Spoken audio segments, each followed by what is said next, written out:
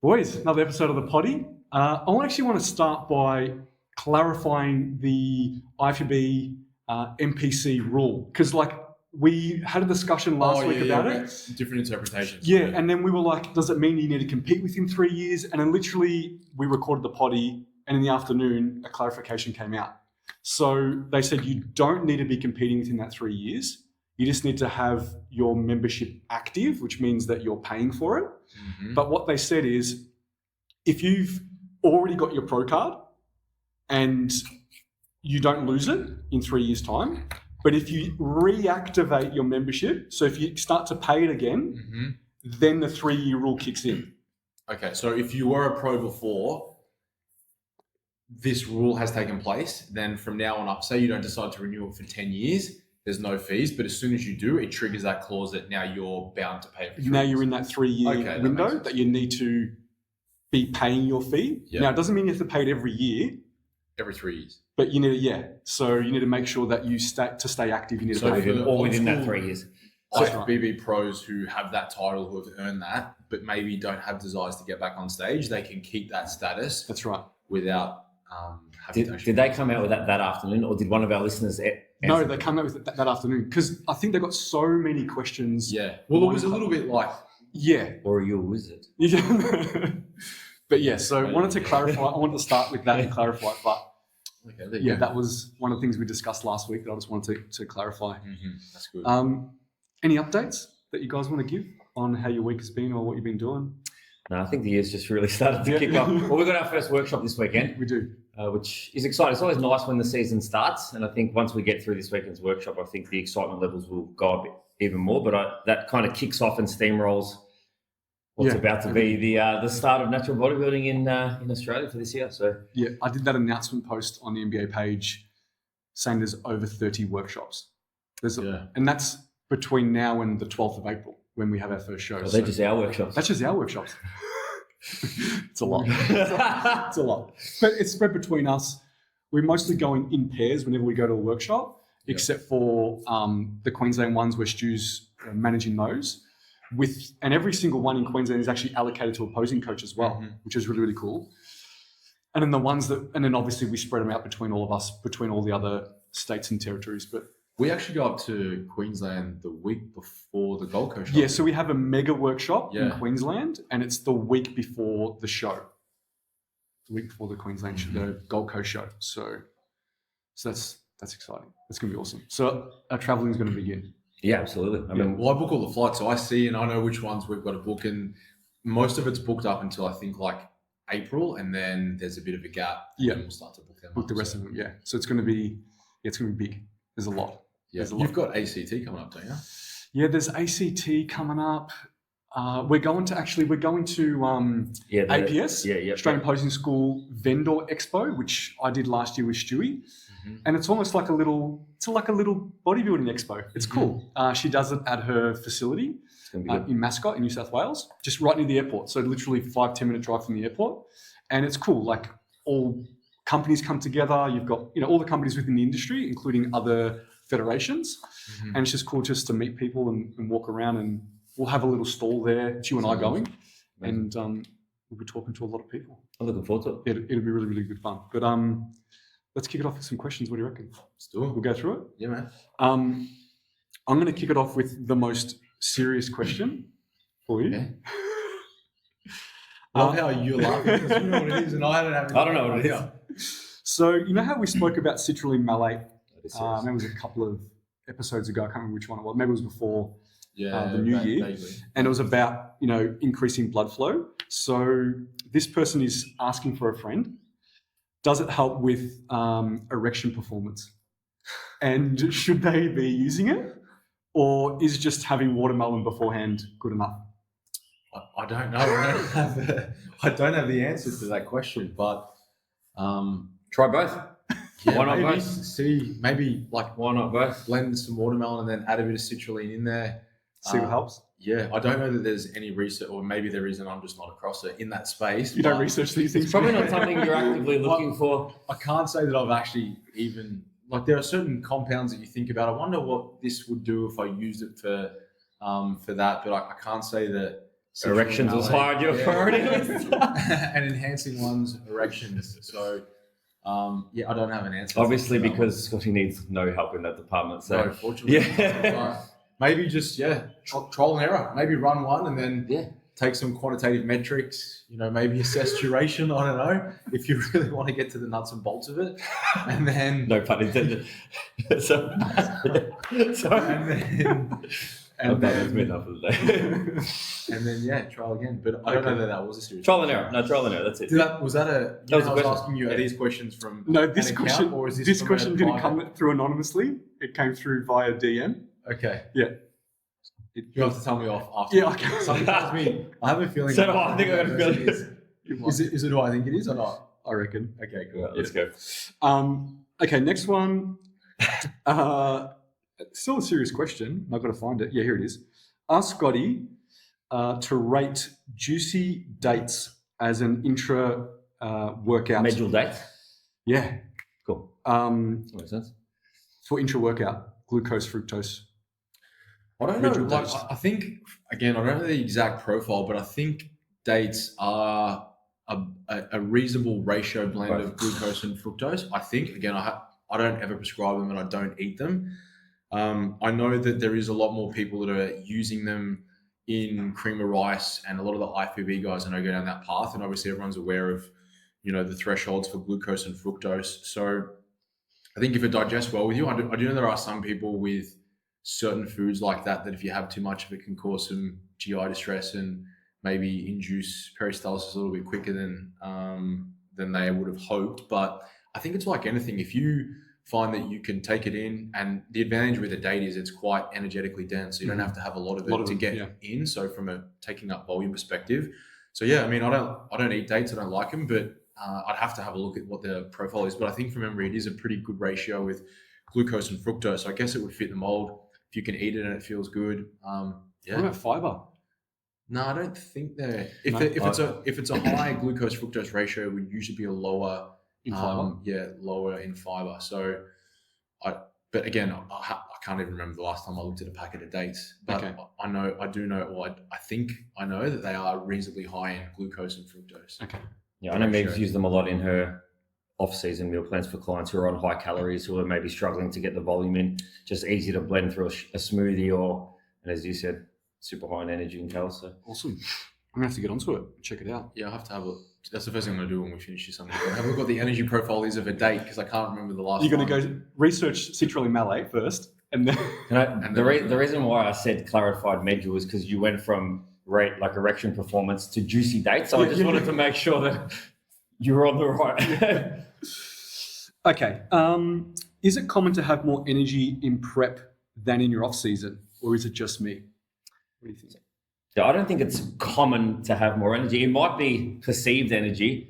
I think for me, when I'm in off season, I'm far more organized. I'm able to fit a lot more in my day, and that in return makes me feel really good. And that probably gives me that feeling of, oh, well, I've got more energy, but it's just because I'm more planned and structured. But I think if you look at any sort of long-term dieting period, in reality, energy should over time start to diminish once you get lean enough anyway. So I don't necessarily think it's that way. For a lot of people, they may not feel the effects at all, like a Michael Trimboli, or maybe you just don't show it. But maybe for some people, they get 10 weeks in, they might lose 10% of their body weight and they really start to feel that energy deprivation. And for others, it might take upwards of 20% of their body weight to start feeling that. So everybody's different, but you wouldn't say as a general rule, you're going to be more energetic through prep. Yeah, especially not towards the back end, you wouldn't think. Yeah, if you're getting really, really lean. Yeah, but we've spoken about it in the past about, man, I feel good, but it's just because I'm doing a lot and because I'm so organized with my time because I have to do so much in a day.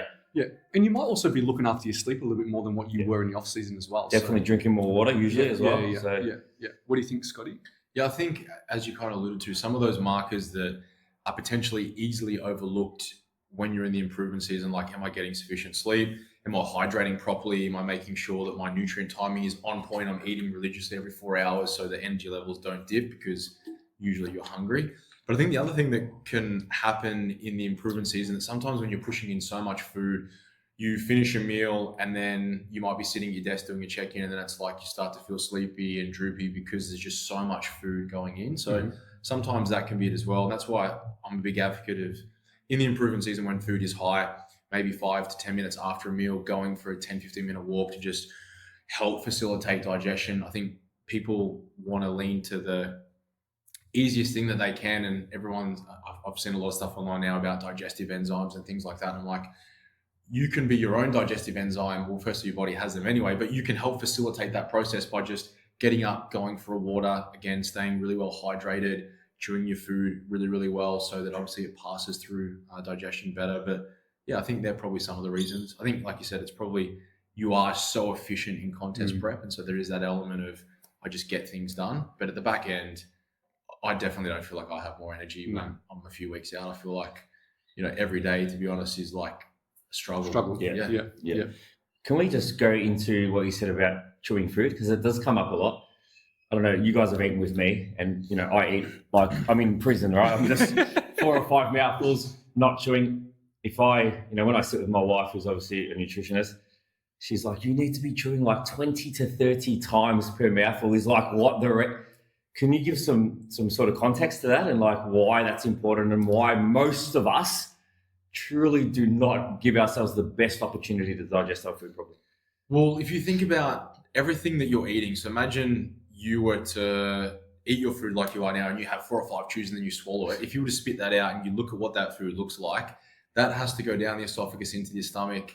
And that's not really in a good state to be able to start to be broken down. And so obviously all of the acids in your stomach will start to break that down. But equally, if you've chewed it really, really well, and it's almost like a baby paste, it makes that process so much easier for it to just softly pass through into the small intestine. And that's where those nutrients will be absorbed, and they obviously make their way across the intestinal membrane into the blood. So I think it's one of those things, and I think everyone is guilty of it when you have to scoff food quickly. But equally, when you're chewing food really, really well, the more you chew it, you find you get a buildup of saliva as well, which also helps to add that like nice mucosal sort of like passage to help pass it through, versus you're eating like chicken and rice with some carrots or whatever, and you have 5 chews and then bang, it's down, and you can hear the chicken still like, you know what I mean? Maybe that's a little bit of a takeaway from this episode, is everyone that is listening is just to slow down and chew your food a little bit more than you're currently doing. Do you think for a lot of people, they may find far more digestive discomfort if they just did that one thing? Do you think some people would get a benefit from that? It makes an enormous difference. And I actually had an example of that. We had a call that came through as I was just about to start eating. I think it was on Sunday night, and it was about a 45-minute call. And literally by the time the call was done, I just finished eating.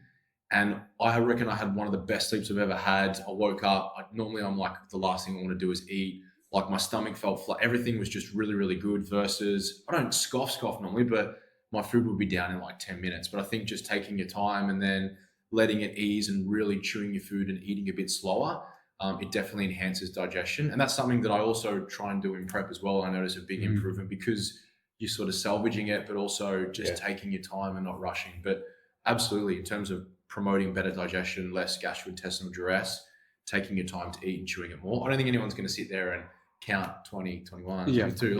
But maybe just, even if you were to time yourself, eat a normal meal, and then flip your phone over and see, fuck, I ate that in like 6 minutes. And then say, I'm going to set a timer and I'm going to make a point not to finish my meal within 15 minutes, and then see if you notice a difference. And I'll be baffled if you didn't notice an improvement in digestion. Just by curiosity, did you weigh less the next morning? Yeah, my weight was down. Yeah, I'd imagine so, right? Yeah, makes complete sense. Yeah. All right. And that would also, without getting too graphic for most people as well, help with inducing a BM as well. Yeah, makes sense. Would it help with an erection? I don't know. All right, moving on. If you had to ratio out the judging criteria of posing, presentation, and physique, what would it look like?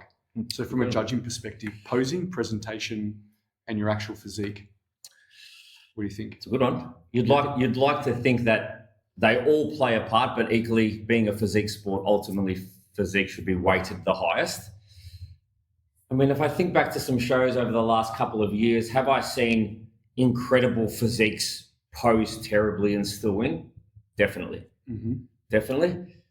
Am I okay with that? depends how much better it was. If it was really, really close and the other person posed better, I'd probably like to see the other person get ahead. But for the most part, I think it's probably 90% always going to be a physique decision. Maybe 90 to 95% is probably the reality of how it goes. Yes, but specifically in the federations we're talking about, maybe in a FMG, maybe slightly different. For sure. Okay. But, yeah, they weren't coming into my mind. Yeah, physique's going to play the most important part and the biggest ratio. But yeah, if you can't pose it, you can get unstuck. For sure. For sure. Like I think a big one that stands out for a lot of guys will definitely be like that back relaxed. And you see a lot of guys who are trying to create width through a back relaxed spread and 100% pinch that scapula, and it looks terrible. You see that scapula come out. So in an instance like that, 100%. But a lot of other shots, even with terrible posing, I think you can still win having a great physique. Mm-hmm.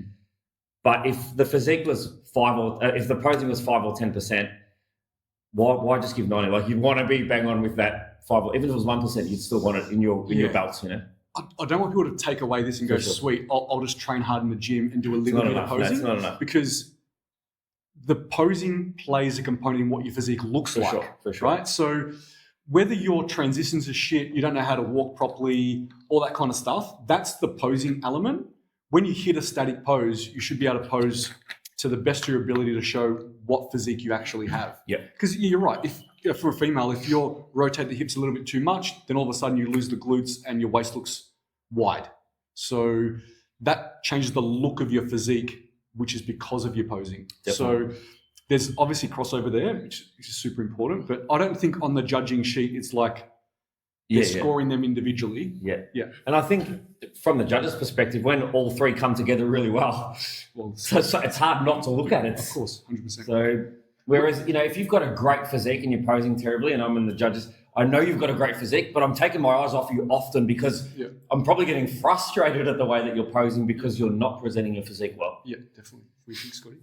Yeah, I think the posing ultimately determines the outcome of the physique. Like, you could have a crazy physique whether you're just staying there like in a normal environment and a normal setting, but on stage when you're in a specific pose, if you can't demonstrate how aesthetic your physique is and how good your conditioning is, then more often than not, you're not going to be able to show how good the physique is. And so the person who might be second place in terms of how much muscle and conditioning, but if they're in a side shot and someone's just sucking their stomach in and they're not engaging and they look watery and flat, versus someone who may not be as sharp, but they're engaging their abs, they're leaning over, you can see serratus and obliques, they're probably going to win that shot. And that's how judging is done. They're looking at shot 1, shot 2, shot 3. You're being judged on each pose. So for me, they're all weighted equally, because you can have the best physique in the world, but if you can't demonstrate it, and that's what posing is, it's highlighting your strengths and it's hiding your weaknesses. Yeah.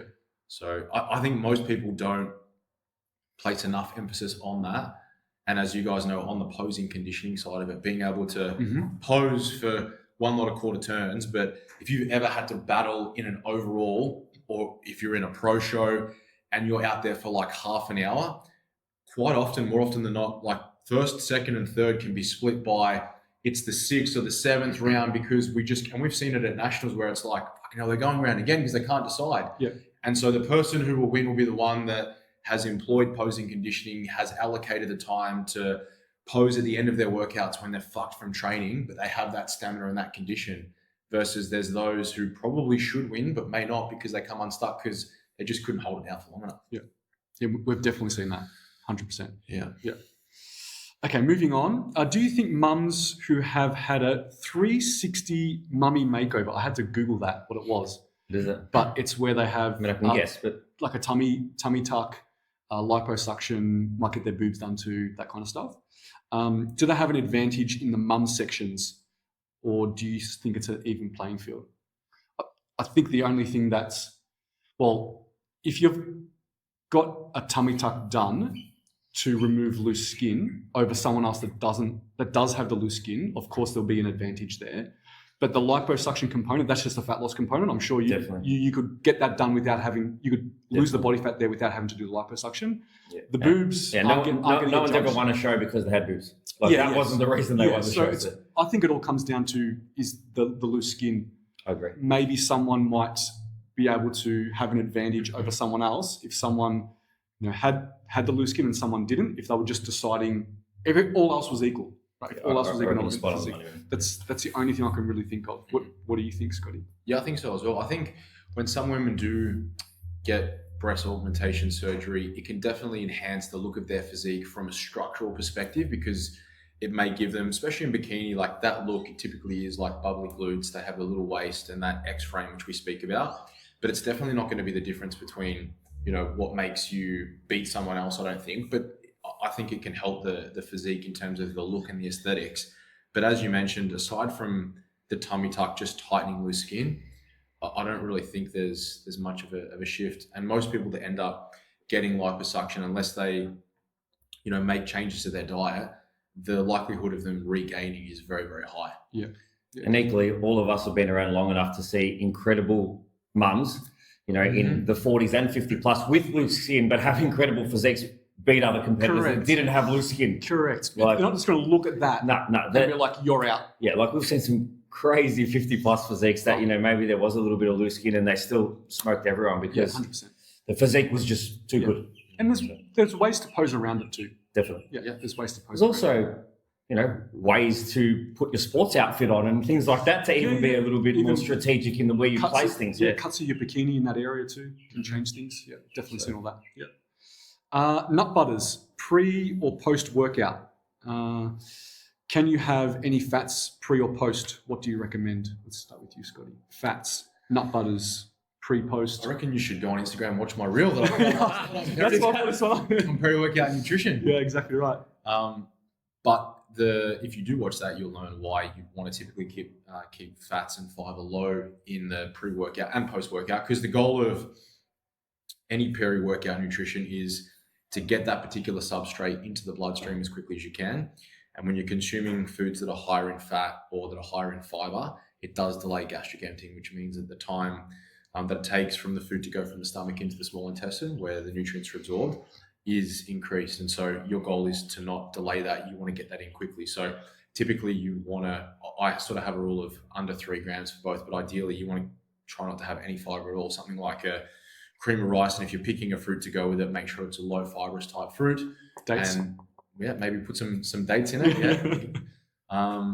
And then in terms of the post-workout meal, it's probably less of an issue. Again, I don't think you want to, if you were to have 10 grams of nut butter, which is going to give you maybe 4 or 5 grams of fat, in the scheme of things, that's not going to be a big deal. But for example, if I was to have 10 grams of any kind of nut butter or a reasonable amount of fat in my pre-workout meal before I train, especially if it was like a leg day, I would feel like just a bit heavy. It's just me in terms of how I digest my carbohydrates. If it's a higher carb meal and I'm going to train within 90 minutes, I don't want to feel like I've eaten anything at all. You want to feel light. But then I know some people who probably can train on 10 grams of that. It just comes down to the individual. But as a golden rule, I think you would say you want to try and eliminate fats from the pre-meal, definitely, and then keep them very low post. Yeah.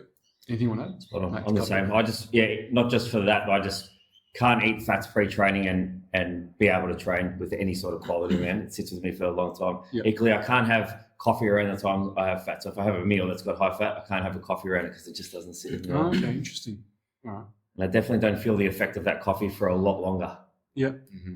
And I definitely, if I was dieting or in a prep, I'd be a very big advocate for not doing that. Potentially having some fats in the post-workout meal is fine because it might satiate you for longer, but pre-workout, you want to keep it as low as you can because that meal is ultimately the fuel that is going to facilitate your training. And so if that's slow getting into the system and your workout's there and you have already got, very low, close to depleted muscle glycogen levels, then by the time you start, liver glycogen's gone and then you're relying on blood glucose levels that are probably not going to be able to be elevated because that substrate just hasn't made its way through yet. Yeah. And for more information, go to the TMG Physiques page for Scotty's peri-workout nutrition reel. Mm-hmm. Definitely. Okay, quick one. If you have registered for one category and change your mind before the competition, registered for fitness but might change it to bikini, can I do that? With NBA and most federations, you can definitely do that. Yeah, just don't leave it to the day of the show. Yeah, of course. Yes, do not leave it to the other. As far in advance as you can. In reality, the cutoff for registrations is probably the last opportunity, which is for most feds the Wednesday or Thursday, the week of the show. That'd be the last chance of it. Yep. Okay, down here. So, are workshops really necessary before the season starts? What do I get out of them? Do you want I hope they're necessary because we've got 30 going. to? Well, that should show that we think they're necessary for sure. Yeah, I think for a lot of people, maybe they see, with workshops that, all feds are different, but we don't charge money to attend workshops or anything like that. If you've got directors flying to states, they can be a costly exercise, but ultimately the idea of these workshops is a few things. One is to be able to go meet the athletes and I suppose answer any questions that any of the athletes have around how the show is going to run. If you're a first-time competitor, having that clarity way before the show can be a great thing. Equally, it's about building the sport up, building the brand, and giving confidence to people who have never stepped on stage before.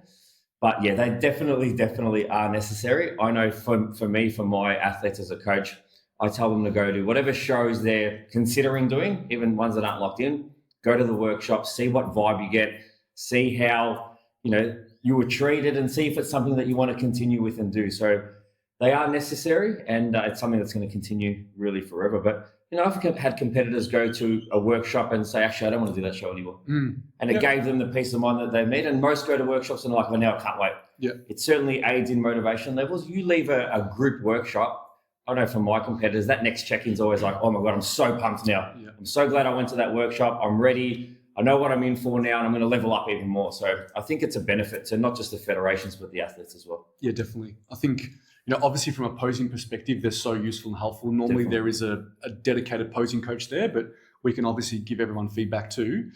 So that, but also posing in a group setting. Not many people do that. They're just posing in the mirror, firstly, which you should also practice without being in the mirror, but they're never posing with other people around them. So they get the opportunity to do that, do call outs, swapping around, those kind of things, stand off to the side on the diagonal, those things they don't normally practice in their own posing practice. So it's really, really important that you get the opportunity to do that at a workshop. And I think what you mentioned too is you just get to meet other people that are going through the same shit you're going through. Because, sometimes people around us don't understand us, they're not into the same interests as us. So, we've seen so many times where people go to workshops and they make prep buddy friends, which is awesome. For a lot of people, it's the first, especially first-time competitors, it's the first time for them to really step outside their comfort zone. And if you're about to walk on stage and stand in front of 200 people you don't know, a nice starting point is 15 or 20. Yeah, 100%. Yeah, definitely. So, and we have so much information on our Instagram and on our website, but we still get the same questions where the details are there, but they still come to a workshop to ask those questions because maybe there's a nuance to their question or whatever that may be. So coming to workshops, you can get all your questions answered too.